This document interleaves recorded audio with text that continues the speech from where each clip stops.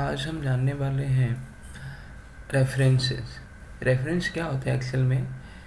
किसी भी फार्मूला के लिए जब आप किसी पर्टिकुलर सेल को सिलेक्ट करते हो तो एक रेफरेंस होता है।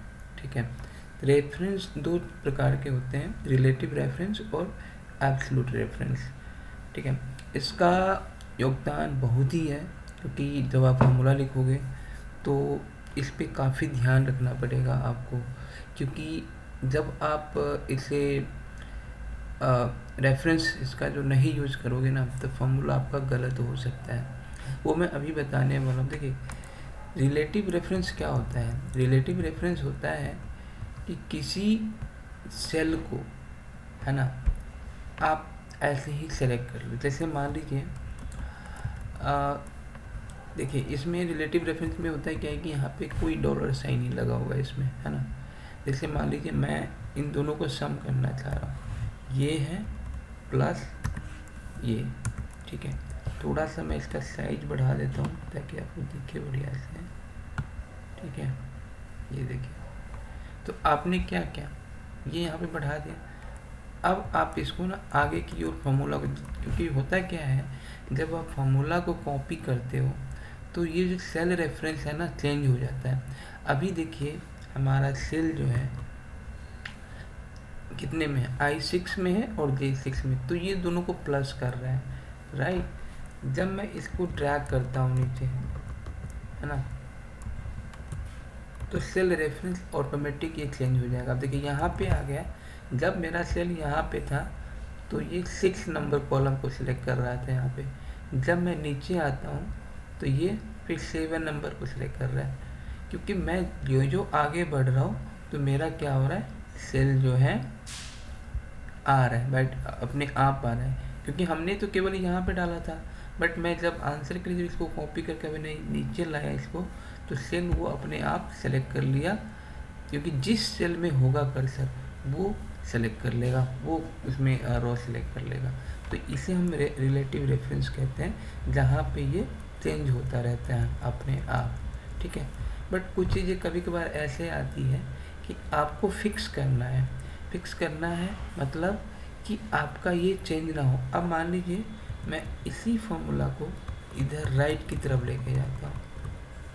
अब देखिए, जब राइट की तरफ लेके आया तो क्या हो रहा है, अब आप मुझे बताएं कि एक मिनट, एक काम करिए, इस फार्मूला को ना आपको ऐसे समझिए, थोड़ा सा मैं एक दो कॉलम को मैं छोड़ता हूँ यहाँ पे, ये है प्लस ये है।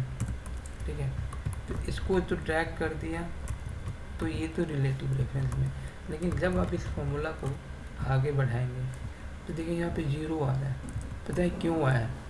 क्योंकि यहाँ पे जब आप राइट की तरफ चले तो आपका ये चेंज हो गया, क्योंकि राइट की तरफ जाते तो राइट की तरफ कॉलम इंक्रीज होता जाएगा। अब ये जिस कॉलम में होगा वो कॉलम इधर से भी एक बढ़ गया, देख रहे हो। पहले यहाँ पे इस कॉलम में आ गए तो यहाँ से एक कॉलम बढ़ गया, तो यहाँ भी एक कॉलम भी बढ़ जाएगा। ठीक है, फिर जो ही आगे जाओगे तो फिर वहाँ से एक कॉलम बढ़ गया, तो अब क्या है, यहाँ पे तो कुछ नहीं है वैल्यू, तो 0 आंसर देगा। तो इसी केस में क्या होता है, हम एब्सोल्यूट रेफरेंस का यूज़ करते हैं ताकि मेरा जो कॉलम है फिक्स कर दें हम इसे, क्योंकि हम अगर आगे भी फॉर्मूला को आगे करते जाएं तो मेरा जो नंबर, ये जो सेल है ना, वो चेंज ना हो, वो यहीं का यहीं रहे। ठीक है, हाँ, नीचे अगर मैं जाऊं तो नीचे चेंज हो, मतलब रो चेंज हो, बट कॉलम चेंज नहीं होना चाहिए। तो इसमें क्यों नहीं चेंज हो रहा है दोस्तों? क्योंकि इसमें इसलिए नहीं चेंज हो रहा क्योंकि इसमें से चेंज तो हो रहा है, बट रॉ में जो डेटा है, रॉ यहाँ पे आ गया, ये रहा पे, लेकिन तो रॉ में तो अब चेंज, रॉ में तो डेटा है ना, रॉ में, इस रॉ में डेटा है, इसमें है, इसमें। जब आप यहाँ से नीचे जाओगे ना तो देखना फिर नहीं आएगा आंसर, 0 आ रहा है। क्यों? क्योंकि यहाँ पे कुछ नहीं है। तो नहीं है तो अच्छी बात है ना, क्योंकि यहाँ पे तो मेरा डेटा भी कुछ नहीं है, तो कोई दिक्कत नहीं। बट इस केस में गलत हो जाएगा ना आंसर। यहाँ पे चलो, यहाँ पे आ गया, एक कॉलम बढ़ा तो एक कॉलम इधर से भी बढ़ गया, फिर मैं जब यहाँ पे आया तो यहाँ पे भी गलत हो गया। लेकिन जबकि यहाँ पे देखिए यहाँ पे वैसे कुछ नहीं है, लेकिन आपको लगता है कि मुझे इन दोनों का सम चाहिए ही, हर सेल में चाहिए, तो आपको इसको एब्सोल्यूट रेफरेंस में बनाना पड़ेगा। तो एब्सोल्यूट रेफरेंस का मतलब होता है कि उसको हम फ्रीज कर देते हैं ठीक है। तो फ्रीज करते कैसे हैं, उसके आगे हम डॉलर का साइन लगाते हैं, जो एब्सोल्यूट रेफरेंस कहलाता है। मतलब जिसमें डॉलर का साइन नहीं होगा, किसी भी चीज़ से वो फ्रीज नहीं होगा, तो वो रिलेटिव रेफरेंस होगा। अगर उसमें डॉलर साइन लगाते हो आप, तो एब्सोल्यूट रेफरेंस हो जाता है। ये दोस्तों इंटरव्यू का क्वेश्चन है, प्लीज़ आप इसको समझ लीजिए बढ़िया से, ठीक है।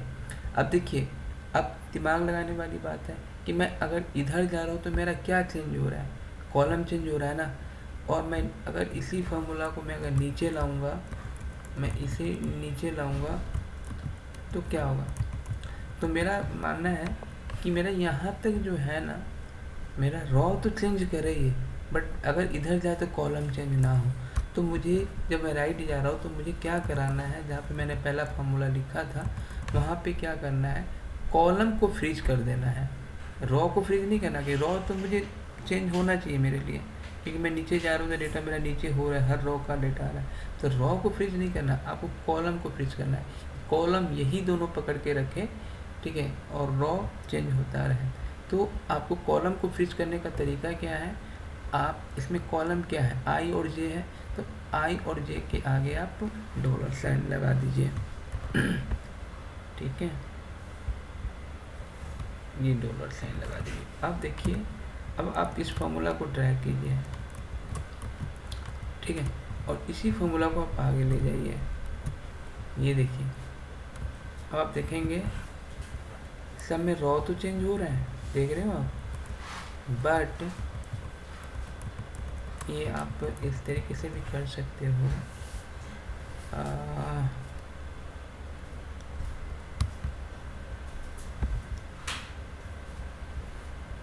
ये देखिए, इसमें हुआ क्या कि देखिए इन सब में क्या हो रहा है, इधर तो हमें रॉ तो चेंज करवाना ही है, ठीक है, लेकिन इन सब में देखिए कॉलम जो है ना फिक्स हो गया है ना, देख रहे हो, सब में आई कॉलम आ रहा है, जे कॉलम आ रहा है, आई आ रहा है, जे आ रहा है, बट रॉ चेंज हो रहा है, क्योंकि हमने यहाँ पे रॉ को फ्रीज नहीं किया है, हमने कॉलम को फ्रीज किया है।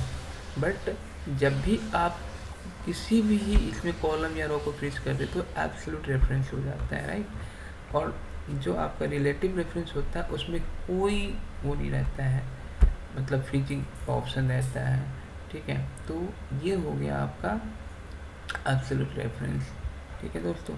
अगर मैं चाहूँ तो इसमें क्या कर सकता हूँ, मैं इसमें क्या कर सकता हूँ, अब मैं इसमें अगर रॉ को फ्रीज कर दूंगा तो मुझे क्या होगा आंसर, केवल इसी का आंसर मिलेगा। अब देखिए मैं रॉ को भी फ्रीज कर देता हूँ,